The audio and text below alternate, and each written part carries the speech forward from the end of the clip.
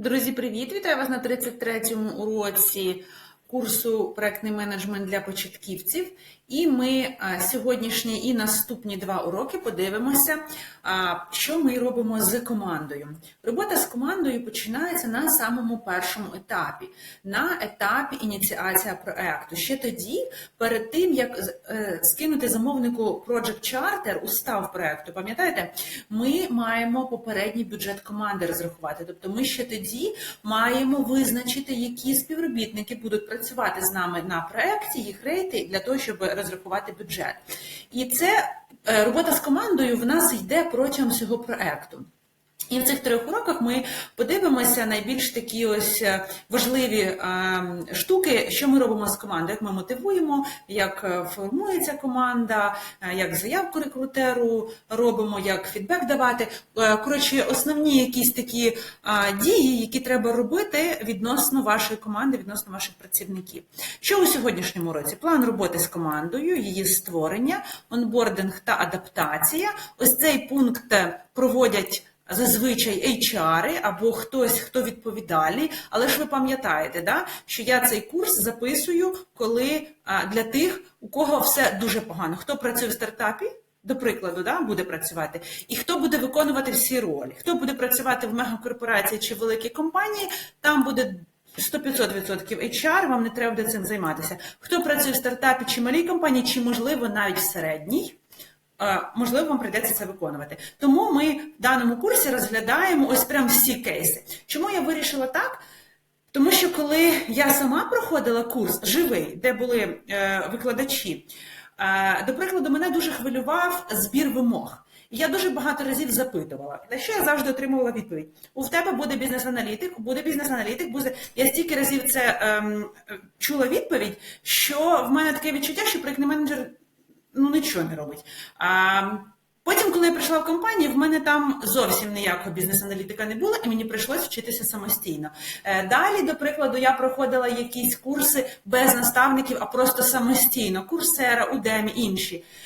Все дуже якось, знаєте, так лайтово, пару штук, там технології вивчили, все. Робота з командою ніякої. Приходиш на роботу, в Україні команда, в основному, не знаю, як у кого повезе, в нас більш чоловіча, хлопці демотивовані, вони сидять вдома на дворі 24-й рік, ніхто нікуди не виходить, ви знаєте зараз про що я, треба щось робити з мотивацією людей, щоб вони працювали. Тобто, якісь такі кейси по факту, приходиш на курс проєктного менеджменту, все так гарно розказують, якісь квіточки, коли ти приходиш по факту, якась повна лажа. Того цей курс якраз для тих, у кого буде ситуація подібна мого. Якщо ви будете знати, це навпаки буде краще, ніж ви прийдете і не будете знати. Тому ми розглядаємо онбординг і адаптацію як ту частину, яку має робити проєктний менеджер. Ми не будемо розглядати так детально, як це мають HR робити, але все ж трошки будемо. Далі, призначення наставника, формування команди за Такманом. Це американський психолог, який запропонував одну з найбільш відомих моделей формування команди. Ми її розглянемо, вона, на мою думку, дуже така реалістична. Я вам її розжую, і ви побачите, що і згадаєте якісь свої команди, будь-які, не знаю, дружні, і побачите, що воно так якось і працює. І зробимо підсумки і теми для самостійного працювання, як завжди. Отже, погнали. Що ми робимо з командою? Визначення ролей та відповідальності члени команди. Визначення ролей та відповідальності, пам'ятаєте те, що я зараз сказала, що на самому першому етапі ініціації проєкту, перед тим, як внести все в устав проєкту, ми визначаємо, які люди нам потрібні і за що вони будуть відповідати. Чи нам треба розробники, чи нам треба тестувальники, чи нам треба дизайнери. Тому що нам вже треба розрахувати бюджет. І це саме перше те, що треба знати. Коли ви новичок, проєктний менеджер, то вам це буде допомагати наставник. Далі, по мірі того, як ви будете розвиватись, ви вже це відповідальність на себе візьмете. Формулювання вимог та створення заявки для рекрутера. Тобто, якщо у вас на самому початку, тільки коли починається проєкт, немає цих людей в команді, в компанії, де ви працюєте, або, до прикладу, вам треба 5 розробників, а у вас є тільки 2. Тоді вам треба зробити заявку для рекрутера. Знову ж таки, цю заявку в величезних компаніях хтось робить, рекрутер, мабуть, не хтось, не PM. В малих компаніях це буде робити PM. Знову ж таки, ми зараз вчимо все, щоб ви могли навіть з нуля самі робити цей проект. Адаптація та онбординг нових членів команди – наступний крок, знайомство з корпоративною культурою правилами компанії і призначення наставника для новачка. Ось за таким пунктом ми зараз порухаємося протягом цього уроку. Отже, що перше. Створення команди – це перший крок для успішного проєкту. Да? Геть Евріку не відкрила, Америку не відкрила. Тобто, що треба зробити проєктному менеджеру? Визначити ролі та обов'язки.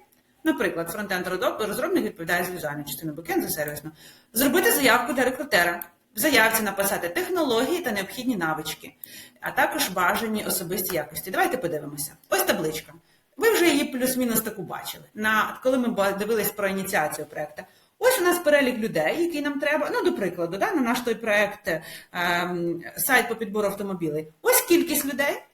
Замовник прийшов до вас з проєктом, одразу скажу, перші ваші проєкти, у вас не буде такої кагали людей, це дуже їх багато. В перші ваші проєкти у вас вони будуть дуже маленькі. Або ж, якщо ви будете допомагати PM, уже досвідченому, то ви будете залучатись на проєкт, де багато людей. Але ви будете в якості як помічника. Але якщо ви самі будете вести в перші ваші проєкти, у вас там буде мало людей.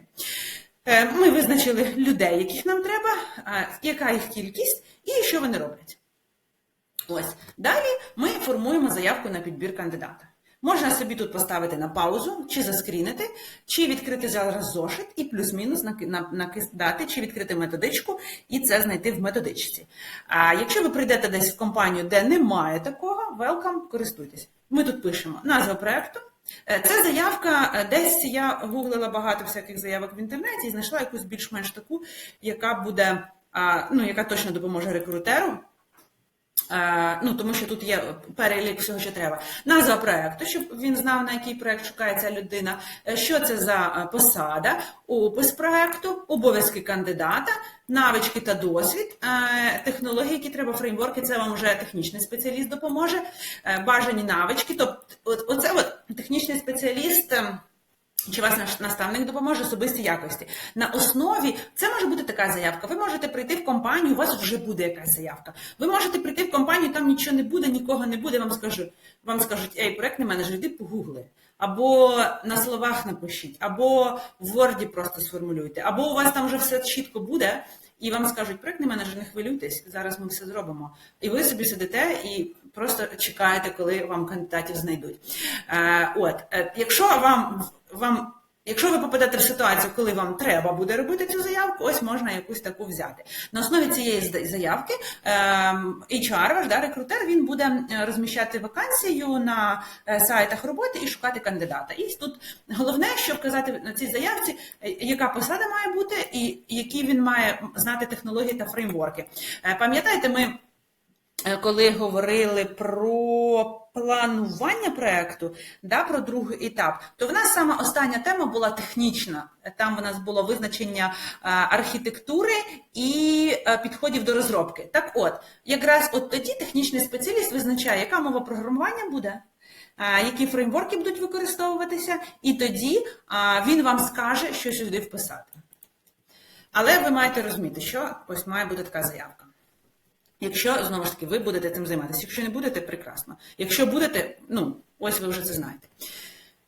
Далі, коли в нас кандидат вже знайшовся, в ідеалі оце онбординг та адаптацію робить HR, але я пояснила, чому ми це розглядаємо. Тому що вдруг ви будете працювати в малій компанії і вам треба буде. Що ми робимо на цьому процесі? В цьому процесі ми знайомимо людину з проектом, з колегами та корпоративними правилами. Значить, може таке бути, що у вас вже є повно сформована команда, вам треба плюс одна людина. Може таке бути, що вам треба всіх людей набрати, бо їх не буде. Різні можуть ситуації, але в будь-якому випадку ми знайомимо їх з проєктом, даємо якусь вже документацію. Проєкт ще не почався, ми людей шукаємо, проєкт ще не почався, але ми даємо вже якісь вимоги, щоб людина познайомилася, знайомимо з людьми, з якими він буде працювати, проведіть коротку зустріч. Це просто знайомство. Знайомимо з корпоративною культурою та правилами. Це важлива історія. Про що? Як у вас ідуть відпустки, як у вас робочий графік, як у вас овертайми, яка культура.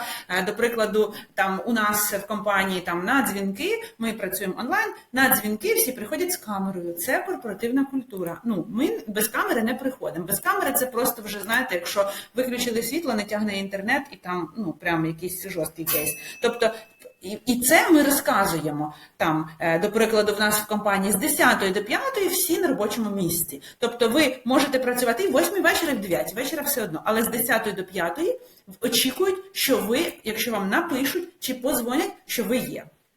В кожній компанії своя культура, вам треба це, ну, з цим ознайомити людей, щоб вся ваша команда була якби ознайомлена і рухалися однаково. Забезпечити ресурсами, ноутбук, програми для роботи. Ну, зараз, можливо, це не дуже актуально, ноутбук, але, до прикладу, якісь девайси при виключенні світла, я думаю, що треба. Або ж, якщо це тестувальник, то зазвичай, коли людина приходить, навряд чи в нього буде там купа ноутбуків і купа там і Android-телефон, і Apple-телефон.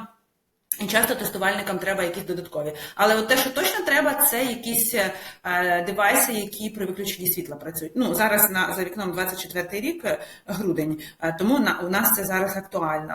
Не знаю, коли ви будете дивитися цей курс, що буде вам актуально, але я вам просто приклад привожу, що актуально сьогодні. Тому це така штука, яка дуже круто, якщо компанія це може забезпечити. І назначаємо наставника. Не технічний наставник, можете бути ви, проектний менеджер, людина буде звертатися по всім нетехнічним питанням, а технічний – це хтось головний спеціаліст у вас. І цей технічний наставник, якийсь перший час, ви визначить період, можливо, цей період уже в вашій компанії є, до прикладу, місяць чи 3, там наставник над ним працює. Якщо немає цього періоду, самі визначить, але новачку завжди треба підтримка, щоб він не почувався, знаєте, одиноким. Тому це важлива історія, треба це зробити.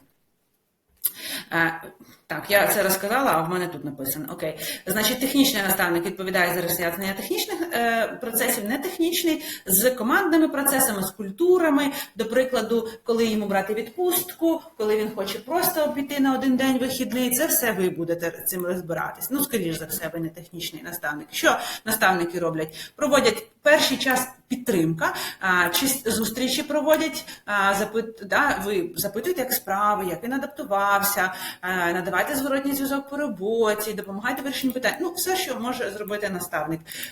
У великих компаніях я впевнена, що там є процес налагоджений. Якщо це маленька компанія, не факт, але все одно майте на увазі, що якщо в вашій компанії немає, ви можете самі це запропонувати і потім започаткувати.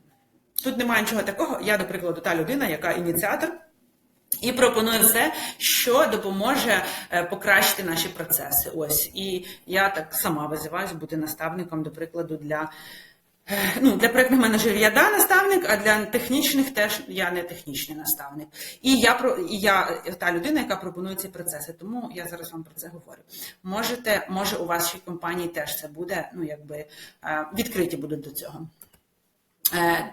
Так, друзі, ми подивилися, що в цих 2 слайдах, що ми робимо на онбордингу та адаптації. Да? Знайомство, корпоративна культура, правила відпусток, овертаймів, забезпечення ресурсами і наставник. Наставник технічний чи не технічний, наставник там підтримує цю людину. Місяць, 2, 3, скільки ви визначите. І подивимося, формування команди за Текманом, подивимося такі 5 кроків, як ось цей психолог він, по-моєму, він не придумав, а виявив ось такий підхід, який описує, яким чином формується команда, і ми зараз подивимося покроково, тому що коли ви розумієте, на якому ви кроці, ви будете знати, що очікувати від вашої команди. Значить, давайте подивимося, що формування команди за Текманом – це підхід, який описує розвиток через 5 основних етапів. Модель популярна через її універсальність та легкість у застосуванні. Зараз подивимося. Вона допомагає зрозуміти, на якому етапі знаходиться команда, відповідно коригувати свою стратегію управління для підтримки командного духу та досягнення результатів. І у нас ось такі моделі. Спочатку формування йде етап, потім етап конфліктів, потім нормування, потім функціонування. Якщо чесно, я тут не дуже гарно, мабуть, переклала. Перформінг – це етап найвищої, производительності, коли найкраще перформлять люди, найкраще працюють, і завершення. Тобто вони спочатку формуються, потім у них якісь тьорки, потім ці тьорки нормалізуються, потім у них перформанс шух як ракета летить, і потім команда завершує своє існування з завершенням проекту. Давайте подивимося. Етап формування. Це саме початковий етап, коли тільки ви на етапі планування ви все підготували для того, щоб вести проект, і потім у нас йде фаза executing, виконання. І тоді на цій фазі, пам'ятаєте, на етапі планування у нас є kick-off мітинг, де замовник знайомиться з командою, і заразом з цим мітингом можна зробити ще якийсь дзвінок окремо, де познайомити людей між собою, до прикладу, якщо вони не знайомі. І далі, коли в нас буде executing, фаза після планування, да, фаза виконання проекту. Ось на цьому етапі якраз це етап формування команди. І якщо ці люди всі новенькі, вони один одного, до прикладу, не знають, вони тоді знайомляться, намагаються зрозуміти, ви їм кажете, які від них очікування, да, і вони просто ще такі потеряшки, скажімо так, тому що вони ще один одного не знають, вони десь трошки соромляться, да, на цьому етапі. Згадайте, коли ви, до прикладу, йдете в колектив, і там всі новачки, і ви поки що один одного не знаєте. Це формування таке, поки що мало хто розуміє, хто є хто. І що краще тут робити проєктному менеджеру? Забезпечити чітку комунікацію. Так, ти робиш це, ти робиш це, на дзвінки виходимо, знаєте, до прикладу, правила розкажемо, на дзвінки виходимо всі з камерами. До прикладу, коли даємо один одному фідбеки, ніхто не ображається, тому що фідбеки давати по роботі. Тобто зараз, ось на цьому етапі, вам, як проєктному менеджеру, треба чітко проговорити правила, щоб вони бачили, вони всі для всіх, визначити ролі та обов'язки, там сказати, ти працюєш, ти фронтенд розробник, ти відповідаєш за цю штуку, ти бекенд, ти відповідаєш за цю, ти теж бекенд розробник, але ти, окрім того, що ти відповідаєш за це, ти ще, до прикладу, будеш там перші часи проводити демо-дзвінки. Тобто ми визначаємо ролі та обов'язки. І тим, коли ми говоримо правила одні для всіх, ми рівність цю створюємо, да, більше, ось коли ми говоримо, що даємо фідбеки, не ображаємося, фідбеки конструктивні, фідбеки по роботі, ми якби більш атмосфери довіри створюємо. Ми старайтеся там, не мають бути там жорсткі правила, знаєте, тик-тик-тик-тик, ось так от. Мають бути, все лайтово, щоб люди, тому що вони і так, знаєте, кожна особистість – це людина різна, і у кожного є свій період, до прикладу, адаптації, коли вони в новому колективі. І тому тут треба максимально ось так лайтово, легенько організувати цих людей. Приклад запитань до команди, маю на увазі зараз приклад запитань, що має сам собі проєктний менеджер задати і донести. Яка їх спільна мета? Куди ви рухаєтеся? Друзі, ми рухаємося до того, що в нас є проекти, і протягом 3 місяців нам треба завершити цей проект. Ось наші задачки, такі. Там проговорюєте. Це саме перший етап, він такий, простий, лайтовий, ми тут багато, може, говоримо, тому що ми визначаємо правила, а спілкуватись ми будемо, до прикладу, ось в WhatsApp, а якщо не робочі питання, то в Телеграмі. Ми озвучуємо ці всі штуки, щоб всі люди розуміли, яким чином це вся наша комунікація. Наступний етап – це конфлікти. Значить, тут люди вже трошки познайомилися. І чого виникають конфлікти? Через різні думки і підходи. Учасники можуть ставити під сумнів ролі та стиль управління навіть. Через різні думки і підходи. Да? Наприклад, ми користуємося в Telegram для неробочих питань. А хтось такий вже, а що це? А в мене він тільки для особистих, а я не...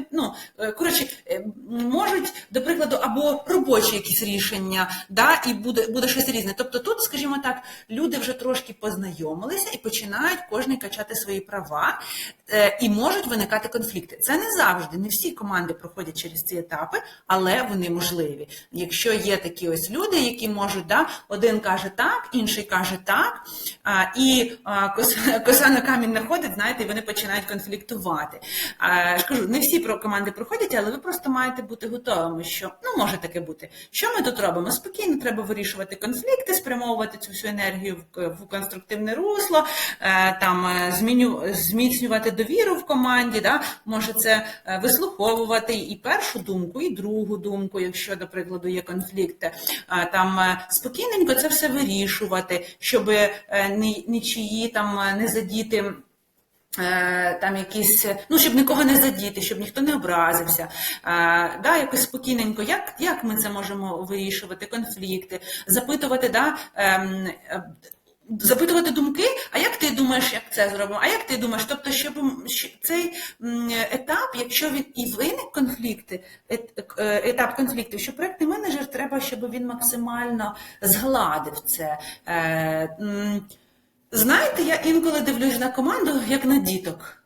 От просто, я розумію, що це мої колеги, це дорослі всі люди, але інколи, якщо є якісь такі штуки спорні, я так просто думаю, типу, як подумки, заплющую очі, возвишаюсь над цим всім і дивлюся, така зверху, це як дітки в пісочниці, і вони пісок кидають один в одного, і вони чогось там спорять, і вони кричать, а мені зараз треба в цій пісочниці навести порядочок.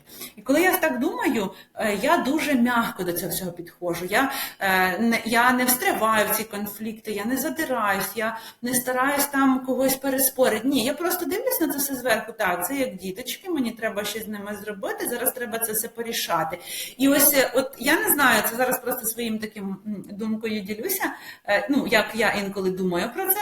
І ось, може, воно вам допоможе, коли ви дивитеся ось так на людей, тому що ви проєктний менеджер, ви та людина, у якого найбільше терпіння, бо ви працюєте з людьми постійно.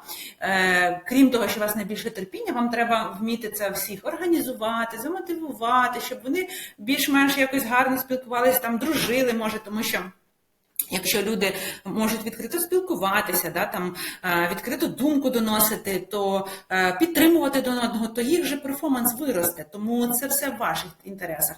Тому на даному етапі старайтесь максимально спокійно. Не треба встрівати в конфлікт, не треба казати, що один правий, один неправий, а просто треба, ось як я кажу, подумки, подивились на це все, як дітки в пісочниці. Той забрав машинку чи трактор у когось, той почав кидатися піском, а третій ще кудись побіг. І ви дивитесь на цю всю історію так зверху і думаєте, ага, як мені з цими дітками розібратись? І ви дивитесь, і тоді ви можете ну, якось подумати, яким чином ви можете ці конфлікти, ну, якби упростити чи згладити. Як ми реагуємо на фідбек один одного? Це має доноситися, що, друзі, це робоча ситуація. Там не можна ображатися, коли просто робоча ситуація. Треба там старатися, ну, тобто це доносити все. Ясне діло, що ви працюєте з дорослими людьми, і зараз, коли я це розказую, можливо, хтось з вас подумає, блін, це дорослі люди, вони приходять на роботу працювати. Я так само думаю, що люди всі мають бути дорослі і приходити на роботу працювати, і все, що не робоче, залишати за дверима. Але ж по факту так немає. По факту в нас мільйон ситуацій. Це в книжці пишуть все класно. Вон, етапи формування команди, курс проєктного менеджменту, який мені 5 разів сказав, у тебе буде бізнес-аналітик, якого не було ні разу, і мені прийшлося самі вчитися. Тобто в нас в книжці все дуже класно, а коли ми йдемо по практиці, у нас всі проєкти різні, всі люди різні, до кожного треба різний підхід. Тому ви теж маєте це розуміти, що ми вчили, якими якостями мають бути наділений проєктний менеджер. Якщо у вас немає цих якостей, ви дійшли до цих тем і бачите, що у вас немає, краще не йти в проєктні менеджери, тому що тут реально треба велике терпіння. Всі люди різні, той холерик, той флегматик, той закритий, той відкритий, той бла-бла-бла говорить багато, і треба до всіх підхід. І особисто моя думка, що проєктний менеджер має бути трошки психологом. Якщо ви трошки психолог і трошки розбираєтеся в типах людей, як з ними комунікувати, тоді ви це все можете порішати. І цей етап дуже легенько пройти. Рухаємося далі. Так, конфлікти пройшли, всі вже більш-менш розібрали, хто є хто, ви розрішили цю ситуацію, все нормалізувалося. Команда починає злажено працювати, учасники приймають правила, підтримують один одного. Тут це все просто. Ви просто підтримуєте цю комунікацію, проводите, може, якісь регулярні зустрічі, забезпечення балансу між потребами команди та цілями проєкту. Коротше, це все класно. Грубо кажучи, воно друзі, ваші колеги більш-менш якось привчилися один з одним працювати, і все прекрасно. Ось, до прикладу, Приклад запитань для команди. От на ретроспективах, які ви проводите, ось можна зробити якусь одну ретроспективу не проектну, а по тому, як ви, до прикладу, в команді вживаєтеся. І знаєте, і на ретроспективі можна розглянути такі питання. Як ми можемо покращити спілкування? Чого нам бракує для досягнення найкращих результатів? Як ми оцінюємо нашу роботу? Пам'ятаєте, коли ми розмовляли про мітинги ретроспективи, як проводити, я вам казала, що інколи я не проводжу його стандартно, інколи я придумаю такий мітинг, за що ми хочемо один одному подякувати. І тоді у нас більше сплоченість в команді, знаєте, тому що ми не просто там, так, на роботу приходять всі працювати, але ж ми всі люди. І ось як варіант, ось цей приклад, за що ми хочемо подякувати, це один із прикладів, яким чином, до прикладу, ось я проводжу. А ось перелік запитань, які ви можете теж собі взяти на замітку і колись на якоїсь ретроспективі ви можете провести. Якщо це є потреба, не проводьте просто, якщо у вас там все прекрасно і вам нічого не треба, не треба проводити. А якщо ви бачите, що у вас був етап ось цей конфлікт, там всі собачились, гаркались трошечки, потім уже бачите, що у вас етап уже трошки там нормалізувалась, або навіть у вас на етапі конфліктів взяли, провели ретроспективу, і проговорили питання, да? Що вам не подобається, а що подобається, як ми можемо покращити, як ми можемо вирішити взаємодію один з одним. Тобто ви маєте подумати, подивитися на проблеми є вашої команди, скласти собі якийсь списочок питань і можна підготувати ретроспективу. Це точно не буде мінусом, це буде плюсом. І наступний етап функціонування, те, що я казала, я не дуже влучно переклала, перформінг. Це етап найбільшої, знову забула, производительності. Це коли найкраще працюють. Команда працює ефективно та автономно, всі розуміють свої ролі, зосереджені на досягнення цілей. Тобто, якщо цей етап, вони просто після конфліктних ситуацій почали, знаєте, такі вирулювати, то в цьому етапі все, вже нема конфліктів, вже один з одним дружать, підтримують, максимально там спілкуються і класно працюють. Що ми тут робимо? Заохочуємо досягнення цілей, підтримуємо цю їх мотивацію, надаємо ресурси, які людям потрібно. І що там можна, як ми оцінюємо прогрес, ми можемо говорити. Зараз оці питання ви можете просто з командою проговорювати на якихось окремих дзвінках, на тих же ретроспективах, якісь такі питання для того, щоб ще покращити взаємодію між учасниками. До прикладу, закінчили 3 спринта круто, і проговорили, друзі, ми так круто закінчили 3 спринта, а давайте якісь кофіток влаштуємо, чи чаювання, чи піца-п'ятницю, піца-фрайдей, якісь придумаємо. Тобто ви підтримуєте їх мотивацію, вони класно роблять щось, вони вже подружилися, 3 спринта круто закрили, ви щось придумали. Ось у мене, до прикладу, я недавно придумала, в нас називається кофіток. Раз в пару тижнів, я роблю такий дзвінок, де запрошую людей, причому я запрошую учасників одного проєкту, або ж, якщо в мене декілька різних проєктів, то на якісь інші кофітоки я перемішую цих людей. 2 людини з одного проєкту, 2 людини з іншого, третя, до прикладу, на аутстафі. Якщо я знаю, чи навіть ці люди знайомі один з одного, я точно запрошую. Якщо вони не знайомі, я теж їх запрошую. Просто, щоб вони познайомилися, щоб вони більше тому що це все одна компанія, і їм десь працювати. На цьому проєкті вони не працюють разом, на наступному вони можуть працювати разом. Для чого це я роблю? Ось якраз для того, щоб мотивацію підтримувати людей. Тому ви теж можете щось таке придумати. От як я кажу, як ми визначаємо наші успіхи? Ви скажете, давайте зробимо Pizza Friday, чи у нас боулінг був, якийсь придумали. Тобто це ви робите на цьому етапі максимального, коли максимальна перформанс у людей, якісь такі штуки, щоб просто їх підтримувати, знаєте, щоб вони не згасли. І наступний етап, він вже завершаючий, цей етап, він якраз коли завершення проєкту, коли закінчується ваш проєкт, учасники можуть відчувати змішані емоції, тому що якщо вони довго працювали, якщо там проєкт, знаєте, 2-3 місяці, ну таке, завершився, окей, давайте наступний. А якщо вони працювали там рік, до прикладу, то таке є, о, як же я буду без там того-то працювати, я вже так звик, бла-бла-бла.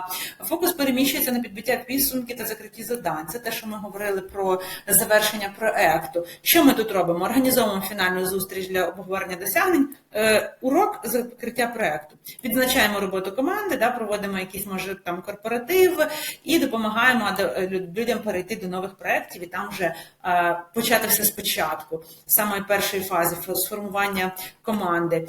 Якщо ми будемо робити ретроспективу, то ми можемо проговорити, що ми винесли з цього проєкту, які уроки, як можемо це покращити на майбутнє, як найкраще завершити проєкт, ну, якісь такі історії, що ви винесете для того, щоб проєкт і взаємодія, до прикладу, між людьми стала краще.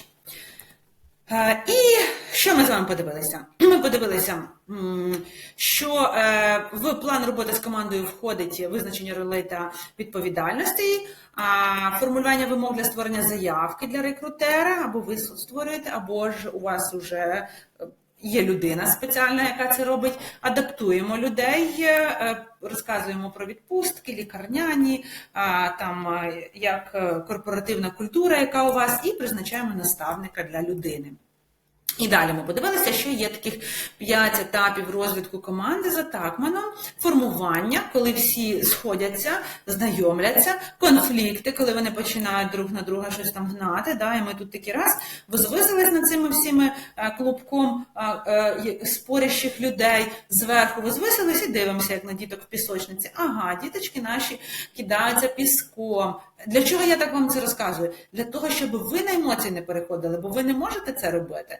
Ви проєктний менеджер, людина, у якої безграничне терпіння, ви працюєте з цими людьми, ви маєте їх мотивувати. Тому навіть якщо ви на них злитеся і хочете повбивати, вам треба піти видихнути, позайматися йогою чи щось там зробити, що ви там, яким чином ви себе заспокоюєте.